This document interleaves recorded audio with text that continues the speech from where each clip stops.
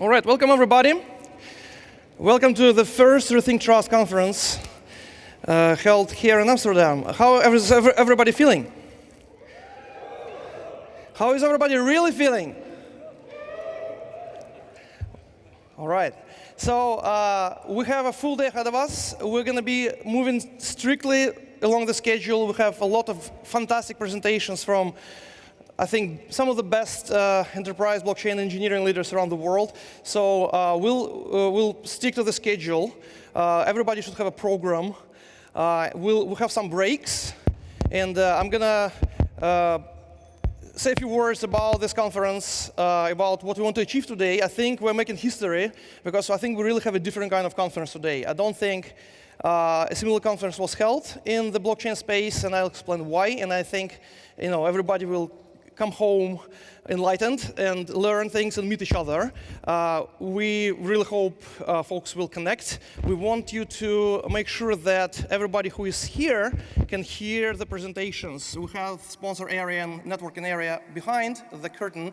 The curtain is not reaching to the ceiling. It's a wonderful building. So if you want to carry conversations, we'll have this whole second floor. If you see the curtains on the second floor, there are multiple small rooms which are available to all of us. The workshop track is behind the screen on the second floor. There are stairs on both sides of the building. You can use the stairs to ascend to the second floor and go to all the rooms. So there's plenty of meeting rooms. If you guys want to carry business conversations, extended conversations, please go to those rooms. We'll ask you to keep your voices down in the main area during the talks. We have coffee breaks scheduled frequently throughout the day. We have a lunch break. We have a big networking slot for the party following the panel. So you'll have plenty of time to connect.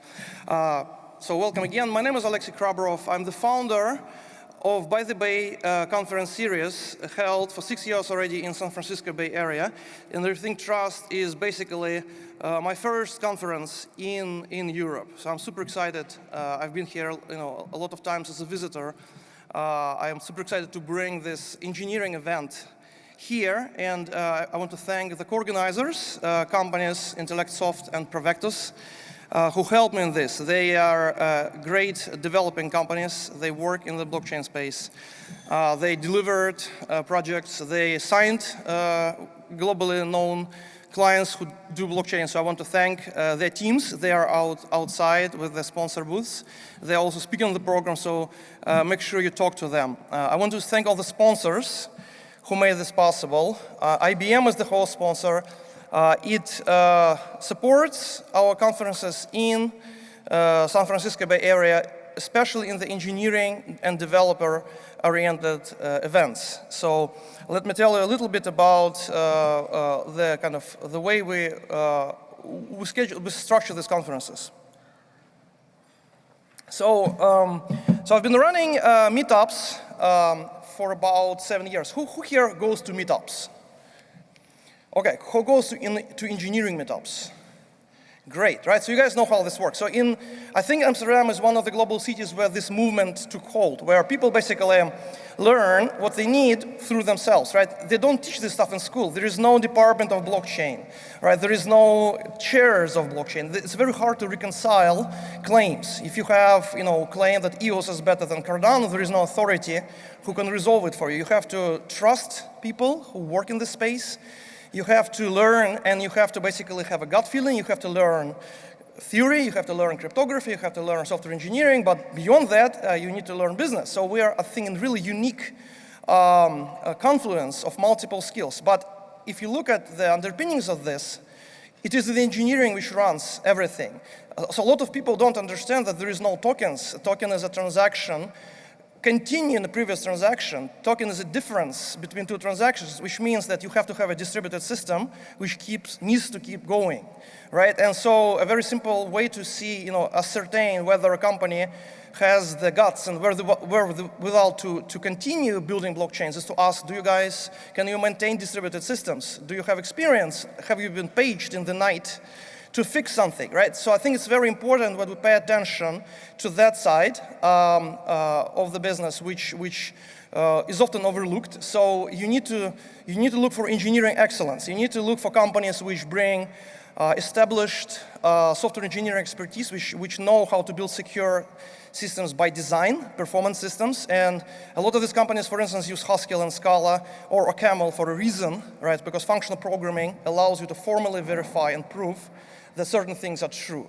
So that's another aspect where paying attention here. We have folks like Cadena and Topol, who is our gold sponsor, who develop in these languages. We have workshops to explain why it is important to pay attention, right, to the tools you use. The topic of this conference is trust. It actually started as Rethink Money in 2016 when I thought about it, right? And through the years, we talked to multiple folks, and the focus shifted to trust for many reasons. So one reason is we have folks who are not directly involved in the financial sphere. We have folks doing IoT. Who is doing IoT? Who is interested in IoT, right? We have some folks doing IoT. Who is interested in energy trading? Right, so we have people from multiple. Who's interested in for instance, DNA? I know folks who are doing bioinformatics, right? So we have companies which want to store genetic data, and so they're not directly in financial space.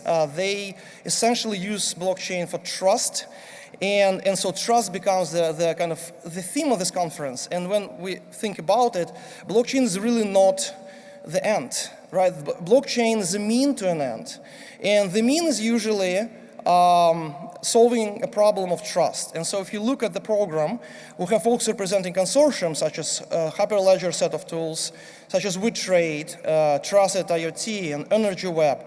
And each of these consortiums came together to solve an efficiency problem, which is distinct from anything discussed in the ICO topics, right? There is already a very clear and existing problem of trust, which involves middlemen, which involves transparency. So, blockchain is focusing on basically removing middlemen, removing hurdles, improving efficiency, and solving existing problems. So that's another key focus of this conference. We want to identify what are actual use cases where already blockchains are making an impact.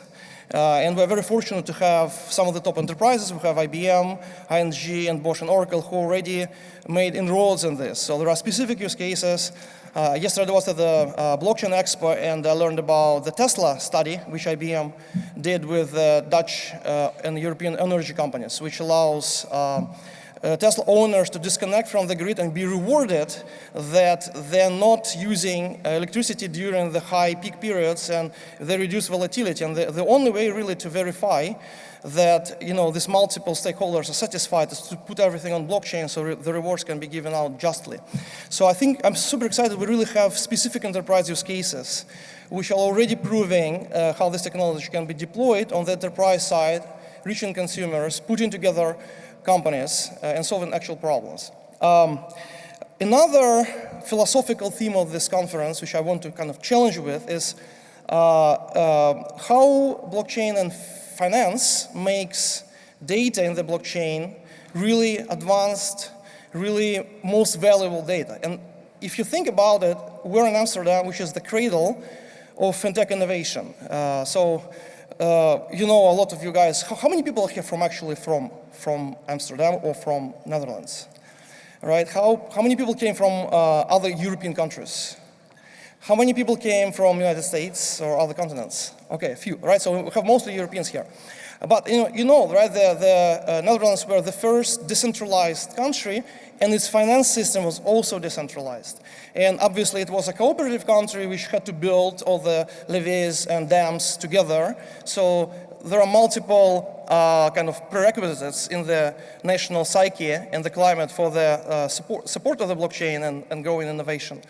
But also, I think the very interesting thing which happened here is money became information, right? Money used to be gold and tangible assets, but when trading occurred, so here in Italy and Venice and Genoa, people had to basically estimate what are the prices of goods they have to buy in the future, what are the risks, right? In order to equip a ship and send it across the seas, you need to put together a consortium of merchants and capitalists. You need to invest in this. You need to ascertain what is the projected profit, and you basically need to hedge the risk. So insurance was born, exchanges were born, derivatives, right? So Amsterdam used to be the cradle of financial innovation. And I think at some point, right, there was no Silicon Valley. This was the center of fintech innovation and technology innovation. And so what happened later, the focus shifted to San Francisco and Seattle, where new tools were developed, right? And so now data, as used by Google, Microsoft, Amazon, where I used to work, is basically the most valuable thing, because Amazon knows everything about you, and it's going to use it to its advantage. However, with the blockchain, we have now the power, we have the technology to give it back to multiple stakeholders, right? So I think the really interesting challenge for all of us is how do we make blockchain data the most valuable data for business? And I think this really is distinct from the focus you hear in the ICO topics, right? Because really, a lot of business use cases, they involve putting data itself in the blockchain, or putting data in the cloud in such a way that it is permissioned and validated by the blockchain.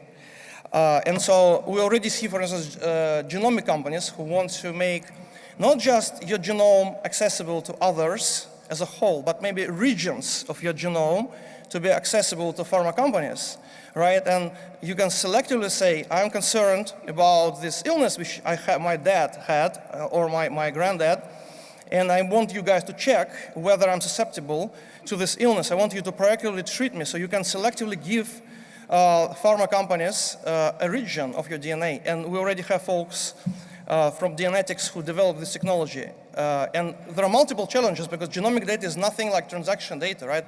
It's a pretty long and big sequence. So you need to think how you're going to compress it, how you're going to store it, and obviously you never want to lose it, right? Because once it's gone, it's gone. So there is a whole bunch of challenges we are solving here.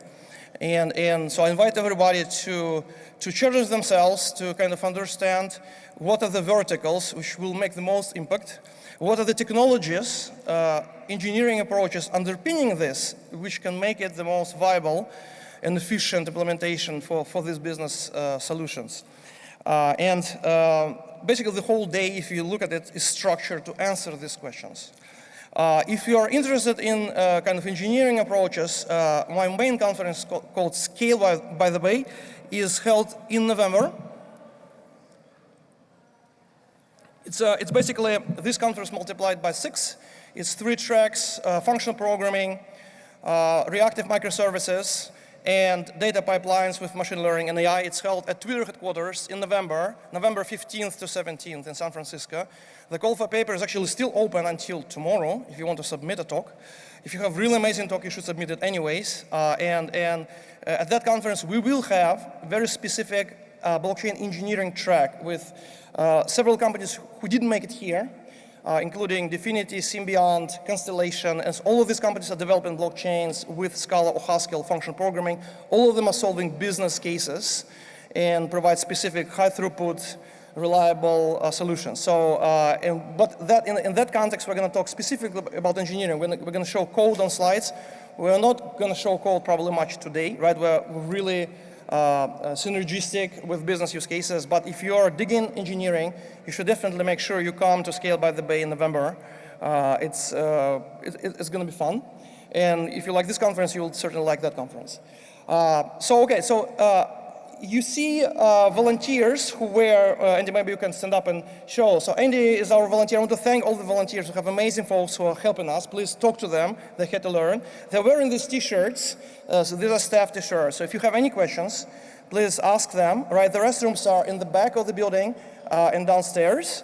And again, you can come to the workshops which are behind the screen. The workshops will start after the keynotes end, and they will end before the panel. So we start with all together with the keynotes, then workshops start upstairs, then we'll meet here for the panel from 5 to 6, and then we have the party. And we have lunch break at noon, and we have multiple coffee breaks.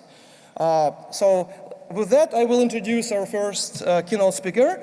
We're very fortunate to have IBM as our major supporter, and we have Chris Ferris, who is the CTO of IBM Open Technology. He is the chair of the technical steering committee of the Hyperledger Foundation, and as you know, Hyperledger is one of the Linux Foundation projects, so it's It's a group of multiple stakeholders, and we're very fortunate that we coincided with IBM Hackfest, which Chris ran from 27th, and some of us went there and learned about Hyperledger. I think it's a really great project. So with that, Chris, please take it away.